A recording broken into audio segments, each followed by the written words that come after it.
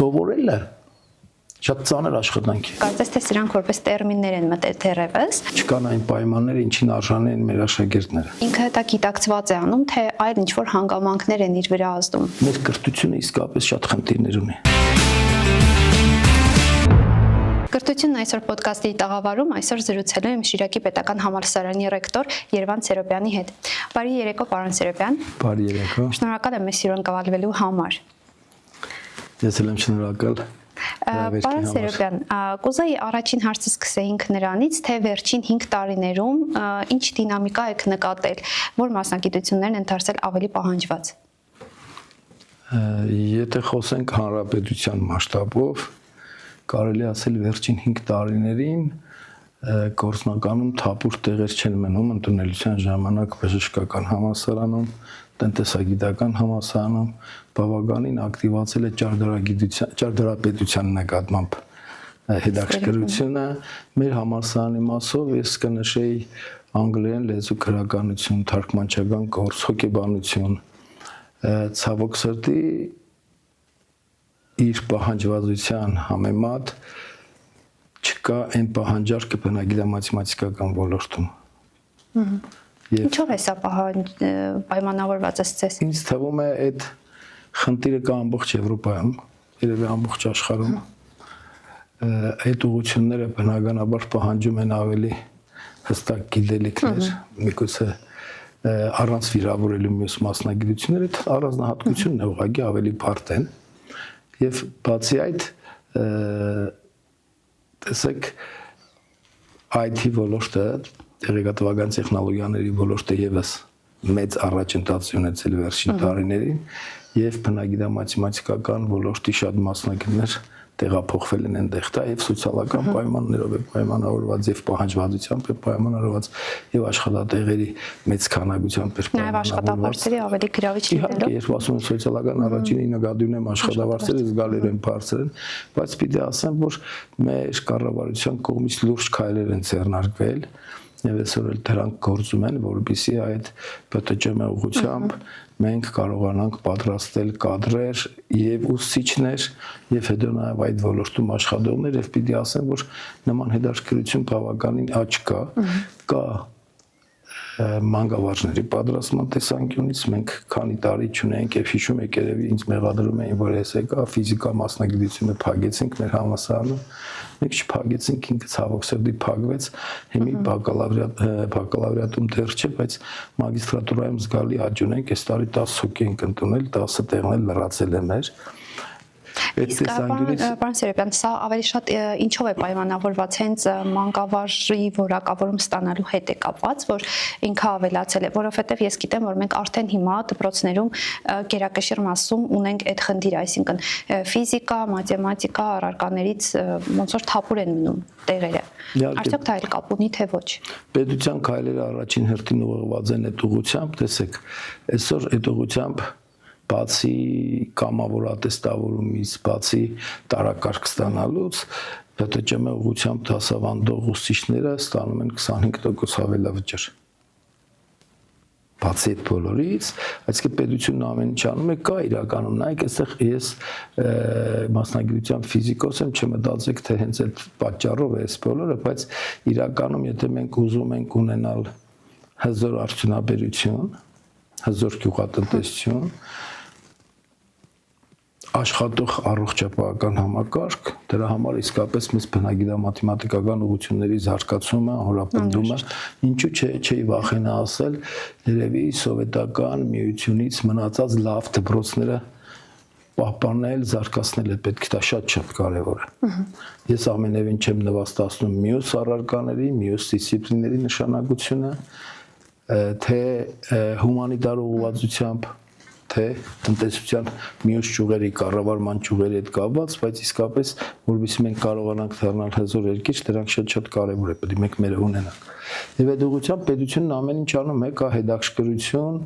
մարդիկ հասկանում են, տեսեք, մեծ գումարներ ներդրվեց գիտության մեջ վերջին մի քանի տարիների, ամառը ես հանդիպեցի, ավելի շուտ քառնաններ, հանդիպեցի իմ աշակերտներից երկուսի հետ, մեկը կարծեմ օրգանական քիմիայի ինստիտուտի տնօրենն է, մյուսը Անդրանիկ Դավինյան, Հակոբյանը Ռոբերտը տնօրենն է, Անդրանիկ Դավինյանն իրենց մոտ աշխատում է, նաև պատրաստում է քիմիայի մեր միջազգային օլիմպիադաների մասնակից աշակերտներին։ Երկու քիմիկոսներ, որոնք եղել են իմ աշակերտը, եւ խոսում ենք զրուցում, ասում են, որ իսկապես լուրջ փողեր են ներդրված գիտության մեջ եւ նկատում է երիտասարդության հոսք դեպի գիտություն։ Պարոն Սերոբյան, ես նաև մի բան եմ նկատել, որ հատկապես վերջին շրջանում գիտեք ինչ քանակով վերանորոգումներ են տեղի ունենում դպրոցներում եւ նաև բարբերաբար դպրոցների լաբորատորիաներն են վերանորոգվում ու հագեցած է բավականին եւ նկատել եմ, որ նաև այս առումով աշակերտները բավականաչափ հետաքրքրվածություն են ցուցաբերում հիմնականում քիմիա, ֆիզիկա առարկաների նկատմամբ, որովհետեւ արդեն տեսական մասից զուտ նաև անցում է կատարվում ինչ որ լաբորատոր փոքրիկ փորձարկումներ են անում։ Կարող ենք համարել, որ սա եւս խրախուսելու է, որպեսզի աշակերտները ավելի շատ նաև հետաքրքրվեն բնագիտամաթեմատիկական առարկաներով։ Իհարկե, ես ասեմ, որ դուք երևի գիտեք, ես երկար ժամանակ նաև դպրոցում եմ դասավանդել։ Այդ ամբողջ գործընթացը շատ լավ պատկերացնում եմ, դպրոց որտեղ ես դասավանդում եմ, մենք բավականին լավ լաբորատոր հարմարանքներ ունենք, սարքավորումներ ունենք, հնարավորություններ տալիս, այս հնարավորությունից շատ փորձեր էի կատարում։ Եվ ցանկացած փորձ, որը կատարվում է աշակերտի հետ, հատկապես երբ աշակերտը ինքն էլ ակտիվ մասնակցություն ունում դրանում, այդտեղ իսկապես կա եւ ոգևորություն, եւ հետաքրքրասիրություն, եւ գիտելիքների կայունություն։ Իսկապես է շատ կարեւոր է այսօրվա դպրոցաշինությունը շատ ողջունել է, որովհետեւ մենք շատ դպրոցներ ունենք, որտեղ չկան այն պայմանները, ինչին արժանի են մեր աշակերտները։ Թե մարզաթալիժները, թե գույքի տեսակի, նույնիսկ սեղաններից, նստարաններից սկսած եւ այդ փոխվում է եւ ես շատ ուրախ եմ, որ իսկապես մեր Շիրակի Պետական Համալսարանի ավագ դպրոցը եւս ստացել այդ գույքը, կան լաբորատորիաները բավականին լավ կահավորված, իսկապես շատ կարեւոր է։ Գիտեք, մի շատ հետաքրքիր բան կա։ Աշխարհաճանաչման որդը ամենասարսափելին է։ Երբ մտնում եմ մարդու մեջ ու այդ մարդը աշխարհաճանաչման process-ում մի փոքր նոր բան է տեսնում, առաջին էինք աննշան չափով, այդ բերում է հոգու թռիչքի, երջանկության զգացողության, շատ տարօրինակ բան է, այդպեսին է։ Ես չգիտեմ, հարցրեք շատ գիտնականներից, ես կասեն, եթե իրանք ինչ-որ մի նոր բան են տեսել բնության մեջ, հասարակության հարաբերություններում առաջին իրենք են տեսել, ինձ թվում է իրանք շատ ավելի մեծ ուրախություն են ապրել, քան եթե ինչ-որ նյութական մեծ պարգևատրումներ կամ ինչ-որ մեկ առանձնատուն նույնիսկ նվերտային, այդ շատ հետաքրքիր է եւ երբ մարդը սկսում է, տեսեք Ադամից ու Եվայից է գալիս, ասացին մի կեր այդ խնձորը եղբայր։ Հետաքրքրեց։ Բայց հետաքրքրությունը այդ որդը մտել էր իր մեջ, պետք է ուտերինք, պիտի հասկանար ինչի։ Եվ այդ տեսանկյունից իսկապես երբ երեխաները, աշակերտները սկսում են անել, դա նրանց մոտ բերում է հետաքրքրասիրության, հետեւաբար նաև ինքնուրույն գաղափարներ են ծնվում այդտեղ, իրենք փորձում են միգուցե եւ անում են բան, որը վաղուց մարդկության հայտնի է, ոչ ինչ-որ իրանք չգիտեն։ Բայց տեսեք, խնդիրը շատ կարևոր մի հատ հարցի մասին եմ ուզում խոսել, այս հարցին մի քիչ երկար պատասխանեմ։ Հարցը նրանում է, որ մենք այսօր շատ հաճախ օգտագործում ենք քննադատական մտածողությունը պետք զարգացնել երեխեքի մոտ։ Ես դեմ եմ դրան։ Քննադատական մտածողություն պետք չի զարգացնել, պետք է զարգացնել վերլուծելու ունակություն։ Քննադատելը, չգիտեմ, այդ քննադատության մեջ մեկ նեգատիվը ավելի շատ է, քան դրականը, եւ մարդը պիտի վերլուծելու ունակություն լինի։ Կարծում եմ, պարոն Սերոբյան, այստեղ մենք ավելի շատ եմ լսում հենց եզրույթներ կամ որոնք անդադ խոսում ենք կարծես թե, բայց գլոբալ առումով մեր ասելիքը ոնց որ թե կիսատ է մնում աշակերտներին, այսինքն խոսում ենք մենք անդադ քննադատական մտածողությունը զարգացնելուց, մենք խոսում ենք մեդիագրագիտության դերի մասին, բայց կարծես թե սրանք որպես տերմիններ են մտել դեռևս եւ կարծում եմ շատ կարեւոր թեմա եք դուք հիմա առաջ տանում։ Հա, կա նման բան, ես ասեմ խոսքով չեն դասերակում, միայն գործով։ Ես ավելի քան վստահ եմ, երբ այդ մեդիա գրագիտությունը կմտնի դասավանդման process, մեդիա տեխնոլոգիաները կմտնեն, ես սեփական օրինակով ասեմ, մենք այս տարի մեծ մոնիտոր համակարգիչներ գրատախտակներ գնացինք, մեկն էլ նվեր ենք ստացել այս վերջերս, ես 3 ու առաջի օրը ասեմ պարապել նաև դրանցով, երրորդ կուրսի ուսանողներ են, այդ որում ինֆորմատիկա, կիրառական մաթեմատիկա մասնագիտությամբ փոխարինեցին համակարգչի մեջ են, բայց իրանց համար այդ տեխնոլոգիայով դասապրոցեսը բացարձակապես ուրիշ հաճույք է, իսկապես իրանք կլանված են։ Այսօրվա աշակերտը եւ այսօրվա ուսանողը մի քիչ արագ է ցանցրանում, երբ դու ակադեմիական տեսքով կանգնում ես, սկսում ես գիտականի լուրջ թեմքով, ինքը փորձում է վիրտուալ ու իրական աշխարհները խառնել իրար եւ այնտեղից վերցնել այդ ինֆորմացիան եւ այնտեղից վերցնել այդ ինֆորմացիան։ Այդ բոլորը շատ կարեւոր են եւ գիտեք, մեդիա գրագիտությունն էլ է շատ կարեւոր։ Տեսեք, մենք մի քիչ կարող է շեղվենք մեր կրթական թեմայից, բայց մեր հասարակության մեջ այսօր չարություն կա մի տեսակ։ Մենք թվում է թե քրիստոնեական կարևոր եզրույթով շարժվում ենք, որ պիտի սիրել միմյանց, բայց այդ սիրո մեջ էլ ավելի շատ ձևն է, քան բովանդակությունը ցավոք սրտի։ Բացում ես սոցցանցերը, այդ սարսափելի բաներ, խայտարակություն, այդ չկա հանդուրժողականություն, այդ գալիս է եւ դպրոցի բացից եւ մեդիա դաշտի բացից։ Տեսեք, ես շատ կուզենայի, նորից եմ ասում, վերլուծելու կարողությունը շատ կարեւոր է։ Ինչպես պետք է զարգացնենք, պարոն Սերոբյան, երեխաներին։ Այդ դպրոցից, այն որ նախագծային աշխատանքներ են մտցրել, շատ կարեւոր է։ Պետք է տալ ինքնուրույն հանձնարարություն եւ ասել դու արի քո եզրակացությանը հանգիր եղբայր։ Ես միշտ այդ բանով հիշում եմ մեր շատ սիրելի բանասիրական ուղղությամբ դասախոսներից Լևոն Ներսիսյանին, երբես համալսարանի ֆիզիկայի ֆակուլտետում ուսանող էի, մեր ֆակուլտետում երկրորդ հերթ ռոմանո-գերմանական լեզուներն էին գալիս դասի եւ այնտեղ պարոն Ներսիսյանը լեկցիաներ էր կարդում, ֆիզիկներն ու մաթեմատիկները միշտ թույլտվություն էին վերցնում, մենք հաջիկով էինք նստում, լսում, որտեղ իսկապես շատ բան կար սովորելու, եւ ինքը միշտ ուսանողներին կոչ էր անում, ասում էր եղբայր կարտացեք այդ բնօրինակը եւ տվեք ձեր կարծիքը, ոչ ոք ձեզ չի պարտադրում ասելու ինչ է գրել Լևոն Ներսիսյանն իր գրքում, ինչ է գրել մյուսը, ինչ է գրել մյուսը, կարտացեք, ասեք ձերը։ Ասեք, մենք խոսում ենք վերլուծելու ընտունակությունը զարգացնելու մասին, այն ինչի մասին մի քիչ առաջ խոսում ենք, թե դպրոցում կատարվող փորձերը, թե նախագծային աշխատանքներ հանձնարարել եւ այլն, էսսեներ են հիմի պատրաստում գրել տալ, այդ բոլորը բերելու են նրան, որ ինքը պետք է, ես նայել եմ առաջի, երկրորդ, երրորդ դասարանի դասագրքերը, այնտեղ փոքրիկ հանձնարարություններ կան, առաջի հայացքից շատերը բողոքում, թե ոնց է փոքրիկ է տանել, ասում են, ասա այս կարտացածի մասին քո կարծիքը, թող ասի այդ կարծիքը, թող շատ աննշան եզր ունենա կարտացածի հետ, բայց այդ շատ կարևոր է եւ երբ ինքը կսկսի մտածել բարձրապես։ Դա ամենակարևոր բանը է։ Տեսեք, մենք խնդիր ունենք նույնիսկ մեր կրթությունը իսկապես շատ խնդիրներ ունի։ Փառք Աստծո, փորձում ենք լուծել այդ բոլորը։ Այդ կրթությունը մենք խնդիր ունենք կարտացածը ընկալելու հետ մեր աշակերտները։ Գիտեք, այդ թվերը երևի չասեմ։ Մենք խնդիր ունենք, շատ ուրախ եմ, որ կրթության նոր նախագծով պարտադիր պահանջվում է, որ բոլոր բունտուվողները պիտի հայոց լեզվից եւ մաթեմատիկայից քննություն հանձնեն։ Շատ կարեւոր բաներ են։ Այսինքն փորձում ենք լուծել, օրինակ իմ կարծիքով խնդիր ենք ունեցել ի սկզբանե հենց գիտեք ինչի հետ սովորելը շատ ծանր աշխատանք է։ Ամենածանր աշխատանքներից մեկն է, բայց այսօր կյանքը զարգանում է տեմպով, որ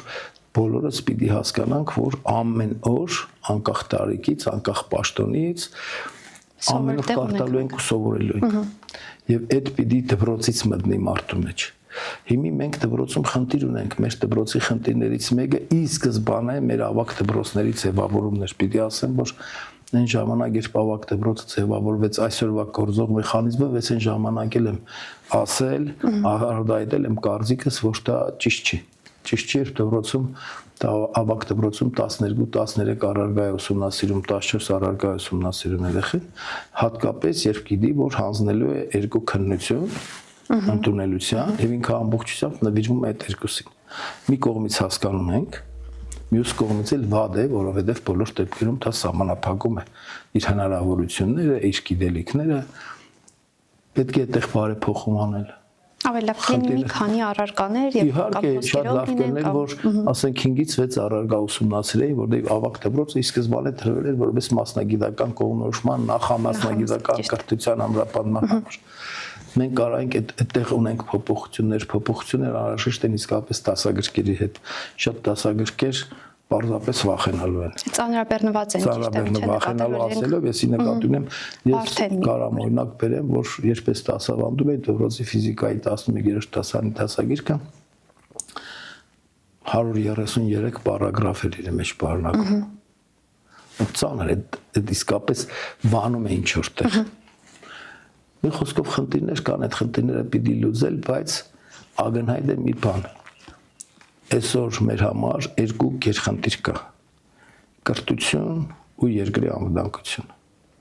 Ընդ որում ասեմ, երևի երկրորդը ինչ որտեղ դառնում է ազանցիալ առաջինից։ Եթե մեր կրթական համակարգը իսկապես բերում ենք, որովհետև այսօր վաղուց անցել է պարզապես ռեմբոների նման զինվոր ունենալ, այսօր մտածող զինվոր է պետք, այսօր տեխնոլոգիաները կառավարող զինվոր է պետք, այսօր տեխնոլոգիաները կառավարող կառավարիչ է պետք։ Մի խոսքով կյանքը շատ արագ զարգանում է, ժամանակը կարծես ավելի արագ է դարձել, ու մենք պետք է հասնենք այդ բոլորի հետևից, այդ բոլորի հետևից կարող հասնի միայն իսկապես լավ կրթություն ստացած մարդը, որը տեսեք, այդ ինչ մենք ստանում ենք կրթություն, այսօրվա ուսանողը ինչ գիտելիքներ ստանում է, դրանց մեծ մասը մինչև ինքը հասնում է աշխատավայր կամ 5 տարի հետո հնացած է։ Ուշացած է լինում, դա միշտ է լինելու, բայց եթե մենք իսկապես մտածող, ընկալող, վերլուծող մասնագետ ենք տվել, կփոխվեն պայմանները, ինքը կկարտանոր, կզգա գլխավորը, կվերցնի զարգացման ճիշտ ուղղությունը, կտանի առաջ։ Պարոն Սերոբյան, իսկ եթե փորձենք հավելվածել 5-10 տարի առաջվա ուսանողը եւ այս պահի դրությամբ ուսանողը, ինչ տարբերություն եք դուք նկատում, ինչպես է փոխվել ուսանողն այսօր եւ ինչ դեր ունի նաեւ ուսանողը կրթություն ստանալու մեջ։ Իհարկե շատ կարևոր դեր ունի, բժիշկները կատակով ասում են, եթե հիվանդն ուզում է ապրել, բժիշկը անզոր է։ Այո։ Հիմի եթե ուսանողը ուզում է սովորել, բոլորն անզոր են։ Այսօր աշխարհը շատ բաց է։ Այսօր ցանկացած տեղեկատվություն կարելի է վերցնել հեռախոսը ու ստանալ։ Այսօր ոչ մի բանաձև սերդելու երևի կարիքը չկա, բայց այդ բանաձևերի իմաստը հասկանալու կարիքը կա, դրանց դրամաբանությունը հասկանալու կարիքը կա։ Ուսանողը ահռելի մեծ դեր ունի իհարկե։ Ուսանողը վերջիվերջո մենք միշտ պիտի հիշենք, որ վաղվա երկրի տերը, երկիրը զարգացնողը, այդ զարգացումը արագացնողը կամ հետ տանող այդ բոլորը այսօրվա ուսանողներն են լինելու։ Եկեք չմոռանանք, որ այսօր երկիրը ղեկավարում մարդիկ, որոնք եղել են 30 տարի առաջ ուսանող։ Իսկ արդյոք իրենք դա, այսպես ասեմ, գնահատում են այս պահի դրությամբ եւ եթե խոսենք հենց ուսանողներից, ի վերջո ուսանող երբ ասում ենք մենք չենք հասկանում միայն կար եւ ակադեմիական գիտելիքներ ստանալ, այլ նաեւ գիտակցում են իրենք, որ որոշակի պարտավորվածություններ ունեն որպես ակտիվ քաղաքացիներ եւ արդյոք իրենք փորձում են թեկուզ իրենց ոլորտում, բայց նաեւ լինել ակտիվ բուհի ներսում։ Օրինակ դուք նկատում եք, որ նախաձեռնություններով ուսանողները հանդես կան, ինչ-որ տարբեր միջոցառումներում ուզենան մասնակցություն ունենան։ Ես ասեմ, որ իսկապես ուսանողը այսօր շատ ավելի ակտիվ է դառել։ Ուսանողը բացի սերտելուց, բացի գիտելիք ձեռք բերելուց, կարողություն ու հմտություն, իսկապես ուզում է ապրել նաև լիարժեք ուսանողական կյանքով։ Նախաձեռնող են, անշուշտ նախաձեռնող են, ես կարող եմ ասեմ մեր ուսանողական խորհրդի մասով եւ մեր ուսանողների բավականին նախաձեռնող ուսանողներ ունենք, ուսանողները շատ լավ տիրապետում են իրենց իրավունքներին, ես կուզենայի, որ իրենց պարտականություններին եւս նույն չափով տիրապետեն։ Սա մի փոքր ավելի տխուր մաս է։ Այդ չի նշանակում փողոքում են, բայց իսկապես ցանկացած մարդ ինչ իր իրավունքները պահանջելը պիտի կատարի սրբորեն իր պարտականությունները։ Տեսեք, նախաձեռնողականություն եք ասում, այսօր մեր ուսանողները բարձրացել են արագած։ Արվում էր յուրաքանչյուր տարի սեպտեմբերի 21-ին, ըստ տարվա սեպտեմբերի 21-ի եղանակը թույլ չէր տալիս բարձրանալու, մեկ շաբաթով դա իրենց նախաձեռնությունն է։ Մենք հիմի արդեն նախագծան նախահաշվարկային աշխատանքներն արել ենք ուսանողական այգի կառուցելու մեր մոտ ուսանողների նախաձեռնությունն է, բազում նախաձեռնություններ եւ ուրախալին գիտեք, որ երբ ուսանողական նախաձեռնությունները բուի ղեկավարության, պրոֆեսորադասախոսական անձնակազմի կողմից չի արգելակվում, իրենք ավելի են ոգևորվում։ Մենք այո, մենք այսօր բավականին ակտիվ ուսանողություն ենք, տեսեք, ես միշտ ասում եմ, միգուցե իմ հասակակիցները ինձանից նեղանում են, մենք փայլուն երիտասարդություն ունենք, անկեղծորեն եմ ասում։ Իհարկե, նեգատիվ երևույթները եղել են, միշտ էլ կլինեն, կարծում եմ։ Կան եւ միշտ լինելու են, քանի մարդկությունը կա, Ադամի ցավը լինելու է, քանի մարդկությունը կա, մարդկային թերություններ, մարդկային թուլություններ լինելու են, իսկ մարդկային թերությունը ու թուլությունը կարող է ինչ-որ սուբյեկտ է, բնականաբար։ Բայց ընդհանուր առմամբ երբ նայում ենք, իսկապես ունենք բավականին ակտիվ երիտասարդություն եւ ես միշտ ասում եմ, թե իմ զավակների սերունդը մեզանից լավն է։ Բայց իմ թորների սերունդը ավելի լավն է իր ծնողներից, քան իրենց տատիկ պապիկներից իրենց ծնողներն են լավը։ Եվ դա շատ ուրախալ է, այդ մեր ազգի համար շատ կարևոր բան է։ Քանի մենք այդ տենդենսը դեռ պահում ենք, չգիտեմ, միգուցե իմ լավատեսությունն է, միգուցե անընդհատ երիտասարդների ու բադալիների իմ շփումներն են, բայց այդ լավատեսությունը ես ունեմ եւ վստահ եմ, որ դա մեր զարգացման համար շատ կարևոր երաշխիք է, իսկապես կարևոր երաշխիք է։ Գիտեք, փորձի ու այն ինչ ասում եմ չի նշանակում, թե տարիքով փորձ ունեցողները չունեն, բայց մտքի թռիչքը երիտասարդների մոտ ուրիշ է։ Տարիքը մարդուն դարձնում է մի քիչ ավելի պահպանողական, մի քիչ ավելի զգույշ, իսկ երիտասարդ մարդու մտքի թռիչքը սահման չի ճանաչում, այդ եզերքի պես անեզր է։ Եվ իրենք կարող են, եւ ֆանտազիան է երևակայությունն աշխատում է փայլուն կերպով, կարող են մտածել, ստեղծագործել, անել ամեն ինչ։ Ես մեկ մեր լրատվության պատասխանատու հետ խոսում ենք, ասում եմ, թե Բելա ջան, խնդրում եմ, մի քիչ այդ ջահելների ֆինտուֆելուշ կեկով գրեք հայտարարությունները։ Ես նայում եմ, եթե տալիս ենք այդ հայտարարությունը իմ հասակագիծը կգրի ուրիշ ձևով, երիտասարդը գրում է ուրիշ ձևով։ Ես անկեղծորեն պիտի ասեմ, որ երիտասարդների գրած իմ տունը ավելի քալիս կամ իմ գրածը։ Այդ տեսանկյունից չէ, իսկապես ունենք լավ երիտասարդներ, իհարկե, իսկ եթե նրանք ունեն թերություններ ու սխալներ, ես այդտեղ էլի մեզ եմ մեղադրում։ Իսկապես դա իրենց մեղքը չի, իրենց դժբախտությունն է։ Մենք ենք թերացել ինչ-որ տեղ, մենք ենք վրիպել ինչ-որ տեղ։ Պարոն Սերոբյան, իսկ այս մասին խոսելով, ինչքանով դեր ունի դասախոս եւ ուսանող փոխհարաբերությունները, եւ արդյոք կարողանում են այսօրվա ուսանողները իրենց դասախոսների հետ գտնեն այն ոսկե միջինը հարաբերությունների մեջ, որ կարողանան մեկը մյուսից ինչի՞ չէ նաեւ սովորել եւ նաեւ մոտիվացված լինել ուսանողները, որովհետեւ շատ ժամանակ գիտենք, որ նաեւ կրթական process-ում կարեւոր է մոտիվացիան, որը հիմնականում տալիս են թե ուսուցիչները, թե դասախոսները։ Այդ դուք ինչ եք նկատում։ Օրինակ համեմատելով ձեր երիտասարդ ժամանակ, երբ դուք եք եղել ուսանող, ինչպիսին է եղել փոխհարաբերությունները ուսանողների եւ դասախոսների եւ ինչ փոփոխություններ կարող եք ասել այսօր։ Եվ իհարկե դա կան դրական ու բացասական կողմեր։ Ինձ բախտ է վիճակվել սովորելու Երևանի Պետական համալսարանի ֆիզիկայի ֆակուլտետում 70 թվականների այն մեջտեղի 5 տարիները, 73-ից 78 թվականները, դրանք փայլուն տարիներ են եղել։ Ինձ համար, ես ասեմ, ես համալսարանում միայն ֆիզիկա չեմ սովորել։ Այնտեղ շատ լուրջ բան է կատարվել ի շնորհիվ իմ դասախոսների Սերոբյան Երվանդի հետ եւ ոչ միայն ինձ հետ, իմ ընկերների հետ, այդ բոլորն են հիմի մենք զրուցում ենք հաջող համակուրսեցիներով եւ այդ բոլորը պնդում են, այնտեղ ձևավորվում է աշխարհահայացք, այնտեղ ձևավորվում է վերլուծելու ընդունակություն, այնտեղ ձևավորվում է արժե համակարգ, դա շատ կարևոր է։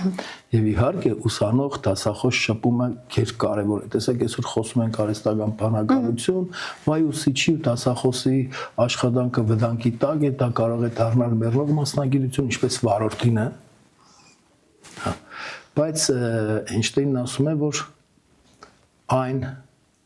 ուսուցումը, որը չի անցնում հույզերի միջով, առ ոչինչ է։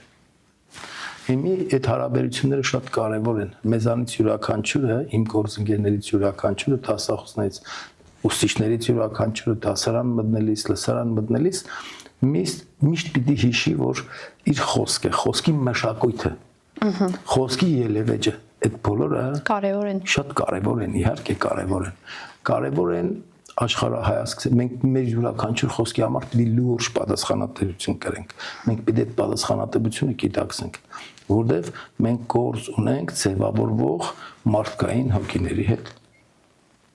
Նրանք շատ զգայուն են, նրանք ամեն ինչ շատ արագ ընկալում են զգում։ Ցանկացած դասարան ու լսարանը մտնողը պիտի հիշի 15 րոպե հետո այդ լսարանը ամբողջությամբ հասկանում է, թե ինչպիսի վարպետության աստիճանով, հնգյության աստիճանով մարդ է կանգնած իր դիմաց։ Դուք եք եղել աշակերտ ուսանող, այդ հաստատ է։ Իհարկե այդ հարաբերությունները շատ կարևոր են։ Այստեղ մի հատ շատ կարևոր բան կա նաև, երկուստեք, երկու կողմից էլ պիտի այդ հարաբերություններում հասկանան, որ գոյություն ունի մեծեցման մինչև որոշակի սահման։ Այդ սահմանը խախտելու իրավունք չունի ոչ ուսանողը, ոչ դասախոսը, ոչ աշակերտը, ոչ ուսուցիչը, եւ դա շատ կարեւոր է, դա եւս արժե համակարգային կարեւոր նշանակություն ունեցող փաստից։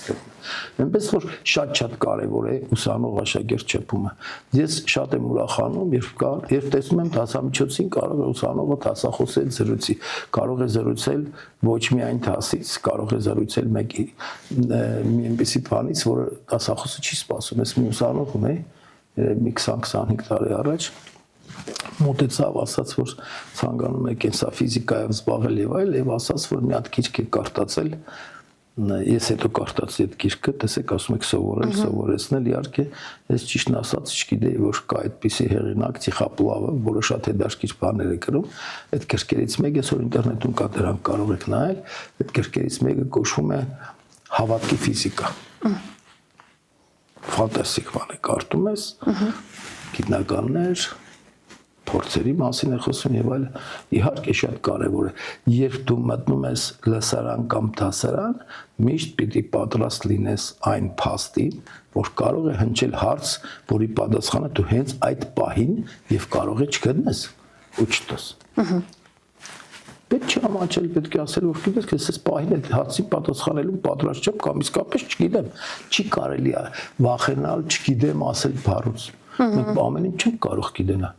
Ասում եք չգիտեմ, բայց այդ չի նշանակում, ես մնում եմ այդ չգիտության, գիտություն չեմ ասում, չգիտության, սահմաններում չեմ մնում, կգնամ, կկարդամ, կփնտրեմ հասկանալ, երբ որ դրա հարցի պատասխանը կդա, կգամ, հբարտորեն կասեմ, գիտեք, ես կարդացել եմ, ոնց որ տեսպես եմ մտածում։ Եթե ուսանողը կամ աշակերտը ծնվել է դասախոսից կամ ուսուցչից ուշ, դա ամենևին չի նշանակում, որ ինքը ավելի կներեք դմբո է, քան դասավանդողն է, կամ ինքը սխալ է, քան դասավանդողն է, չէ, ամենևին այդպես չի։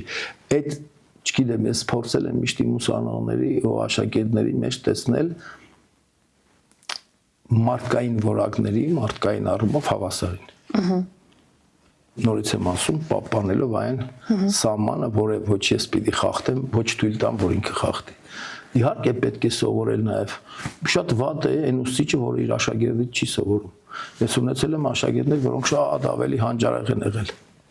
Իրենց Աստված շատ ավելի մեծ շնորհք է տվել, քան ինձ, ես այդ ընդունում եմ։ Ես հասկացել եմ, որ ինքը ինձանից լավ է մտածում։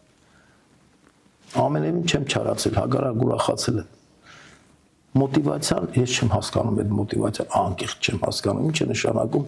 ես պիտի մոտիվացնեմ ուսանողին։ Եթե դուք գնում եք խանութից ինչ-որ բան առնելու, ձեզ որևէ մեկը մոտիվացրել է, կներեք ես համեմատության համար։ Ուսանողը գնացել է, տանջվել է, պատրաստվել է ընդունելության քննությունների, հանձնել է ընդունելության քննություն, վարձ է մուծում, ուսման վարձ, որպեսզի կստանա գիտելիքներ, դրանք վերածի կարողությունների, հմտությունների։ Ինչով պիտի ինքը արդեն մոտիվացված է։ Կարծում եմ ուղղակի շատ պահեր լինում է իրականում ուրիշ բան, որ մենք պետք է չվնասենք, չհիասթափվենք, այդ կարևոր է։ Մենք ունենք մի ավանդույթ, երբ ես յուրաքանչյուր հաղորդման ընթացքում իմ հյուրին այդ հարցը տալիս եմ կրթության մեջ ինչն է ամենակարևոր մոտիվացիան, եւ շատ լավ է, որ մենք այս մասին խոսեցինք։ Կարծում եմ ուղղակի այսօր մի փոքր ամեն ինչ դասավորվել է այնպես, որ շեղող երևույթները, այսպես ասենք, կրթական process-ից շատ են։ Նույն հենց այն ինչ մենք խոսում ենք, օրինակ IT ոլորտը երբեմն լինում է, որ մարդը տրամադրված գալիս է, 3 տարի է սովորում, հասնում է 4-րդ արդեն տարում ու ինքը հասկանում է, որ պետք է փոխի մասնագիտությունը։ Կարծում եմ ուղղակի արագ ընթացող աշխարհում, երբ գրավիչ շատ ուշեղող այլ հանգամանքներ կան, այստեղ մի փոքր երևի թե դրանց է առաջացել այդ մոտիվացնել, սովորեցնել ինչպես սովորել եզրույթները։ Այլ պարագայում նաև այո, համաձայն եմ ձեր հետ, որ շատ կարևոր է նաև չխանգարել կամ չանել այնպես, որ հիասթափվի։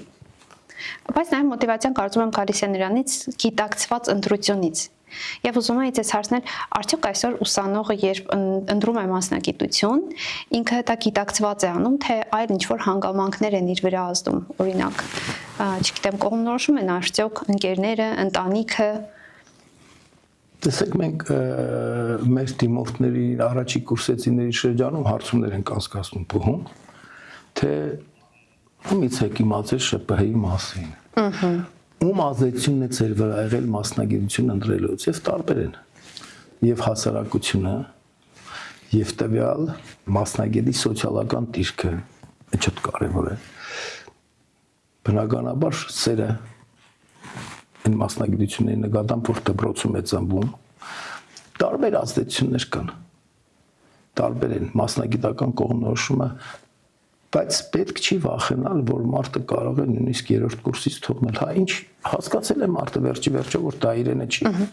Այսօր նայեք մեր շոու բիզնեսի ոլորտում մենք քանի բժիշկ ու տնտեսագետ ունենք։ Ես շատ լավ դասընկեր ունեի, որը չեմ ուզում անունը տալ, որովհետև բոլորն են ճանաչում քաղաքում, երկար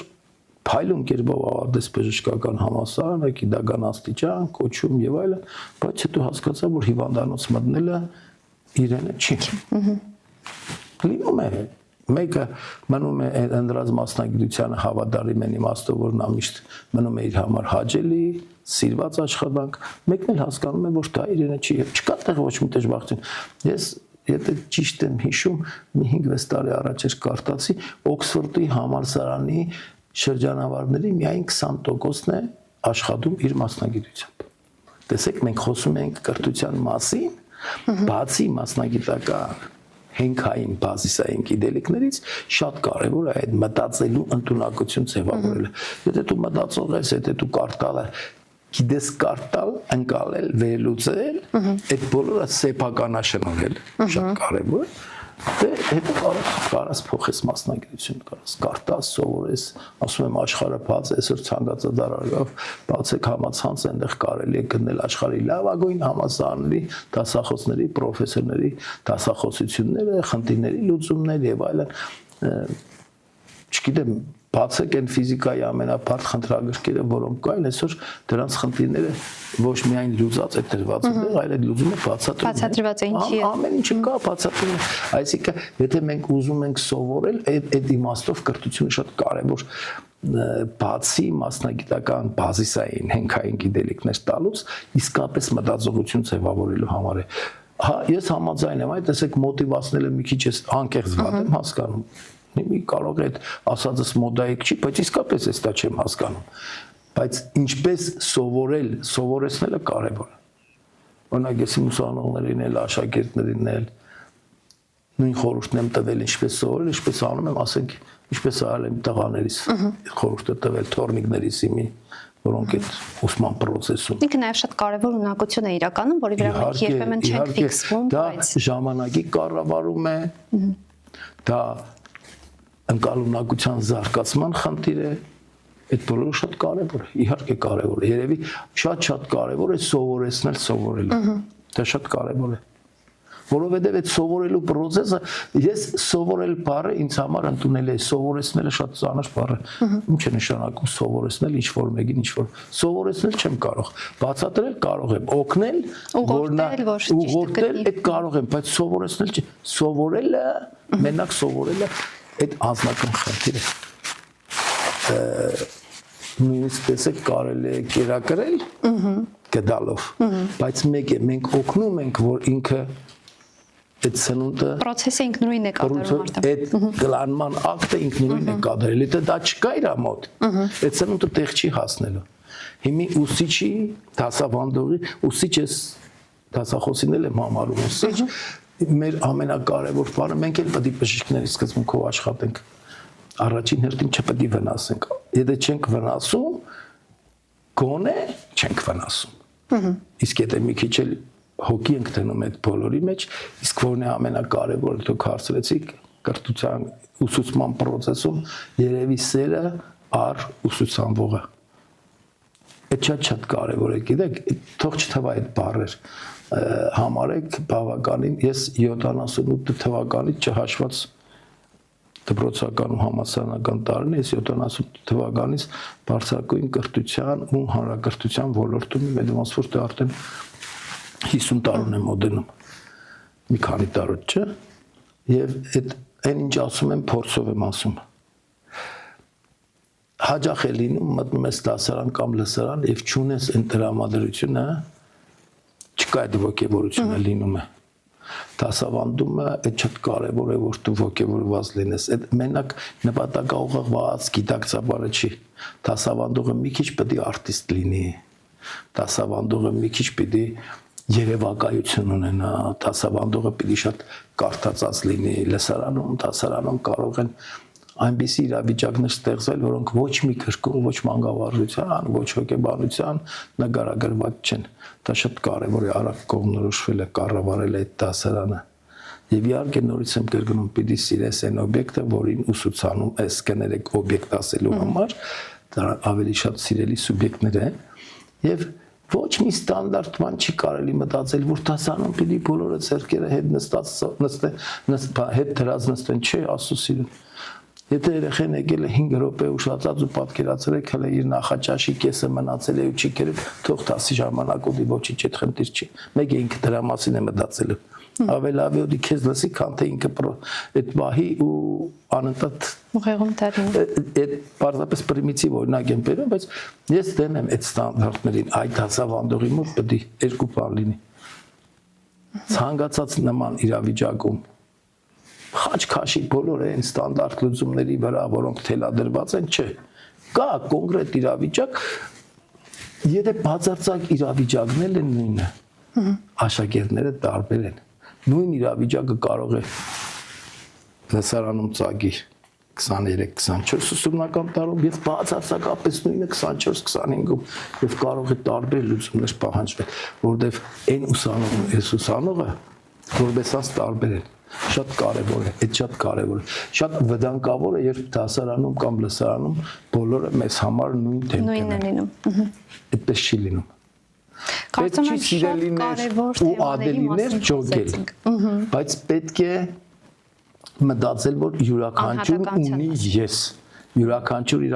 հատկապես այսօրվա աշակերտներն ուսանողները շատ զգայուն են։ Իրանց մոտ մի հատ փայլուն լավ գիծ է զարգանում ինքնուրույնությունը։ Իհարկե մեկ-մեկ իրանք այդ երիտասարդական պատանեկան մաքսիմալիզմով մի քիչ սահման անցնում են, ոչինչ ներելի է, բոլորս էլ արել եք։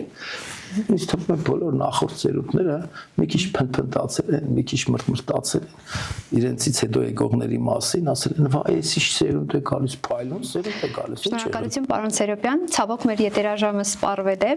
Իսկ ես հիշեցնեմ մեր հետևորդներին եւ հեռուստադիտողներին, որ Հայք հեռուստաընկերության եթերում կրթությունն այսօր ոդկասթն է։ Կհանդիպենք։